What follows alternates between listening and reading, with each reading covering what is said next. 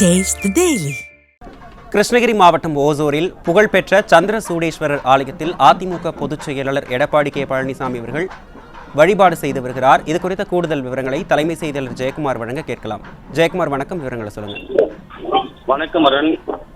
மக்களை காப்போம், தமிழகத்தை மீட்போம் புரட்சித்தவனுடைய எழுச்சி பயணத்தில் கிருஷ்ணகிரி மாவட்டம் ஒசூர் பகுதியில் சட்டமன்ற தொகுதியில் இருக்கக்கூடிய அருள்மிகு மரகதாம்பாள் உடனுரை ஸ்ரீ சந்திர சூடேஸ்வரர் திருக்கோயிலில் அனைத்து அண்ணா திராவிட முன்னேற்ற கழகத்துடைய பொதுச் செயலாளரும் சட்டமன்ற எதிர்க்கட்சி தலைவரும் முன்னாள் முதலமைச்சருமான புரட்சி தமிழர் எடப்பாடி கே பழனிசாமி அவர்கள் தற்போது சாமி தரிசனம் செய்து வருகிறார்.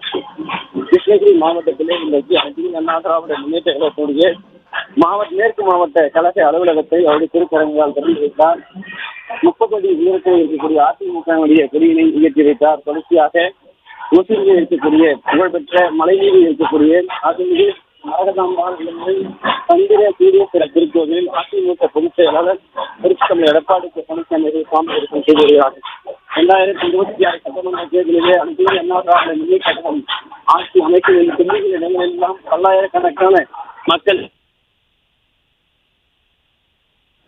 கிருஷ்ணகிரி மாவட்டத்திலே நேற்றைய தினம் வேப்பனஹள்ளி சட்டமன்ற தொகுதி, தளி சட்டமன்ற தொகுதி, அதே போன்று ஒசூர் சட்டமன்ற தொகுதி 3 சட்டமன்ற தொகுதிகளில் தொடர்ச்சியாக அண்ணா திராவிட முன்னேற்ற கழகத்துடைய பொதுச் செயலாளர் புரட்சி தமிழர் எடப்பாடி கே பழனிசாமி அவர்கள் திரண்டுள்ள பல்லாயிரக்கணக்கான மக்கள் மத்தியிலே எழுச்சி உரை ஆற்றினார்கள். தொடர்ச்சியாக இன்று காலை அதிமுகவுடைய மேற்கு மாவட்ட அலுவலகத்தை திறந்து வைத்து அதிமுக கொடி ஏற்றி வைத்து தற்போது வழிபாடு செய்து வருகிறார்கள்.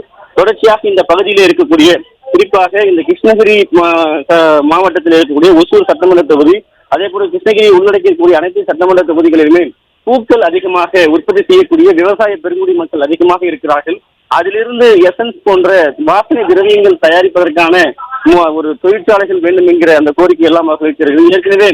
ஏற்கனவே இந்த மாங்கூழ் தயாரிப்பதற்கான அந்த தொழிற்சாலையும் வேண்டும் என்கிற கோரிக்கை வைத்திருக்கிறார்கள். அனைத்து இந்திய அண்ணா திராவிட முன்னேற்ற கழக ஆட்சி காலத்திலே இவையெல்லாம் செய்து கொடுக்கப்பட்டது. குறிப்பாக அனைத்து இந்திய அண்ணா திராவிட முன்னேற்ற கழக ஆட்சியிலே செய்து கொடுக்கப்பட்ட இந்த பல்வேறு நலத்திட்டங்கள் மக்கள் இன்றைக்கு எண்ணி பார்க்கிறார்கள். அதுதான் எழுச்சியான ஒரு வரவேற்பாக அமைந்தது.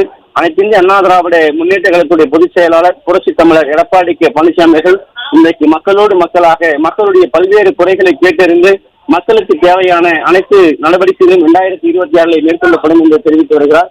செல்லுகிற இடங்களிலெல்லாம் பொதுமக்களும் விவசாய பெருங்குடி மக்களும் பல்வேறு நெசவு தொழில் செய்யக்கூடியவர்கள், விவசாயிகள், தீப்பெட்டி தொழிலாளர்கள், கடலை மிட்டாய் என பல்வேறு தொழிலாளர்கள் அந்த முக்கிய பிரமுகர் சென்று பல்வேறு கோரிக்கை மனுக்களை அளித்து வருவது குறிப்பிடத்தக்கது.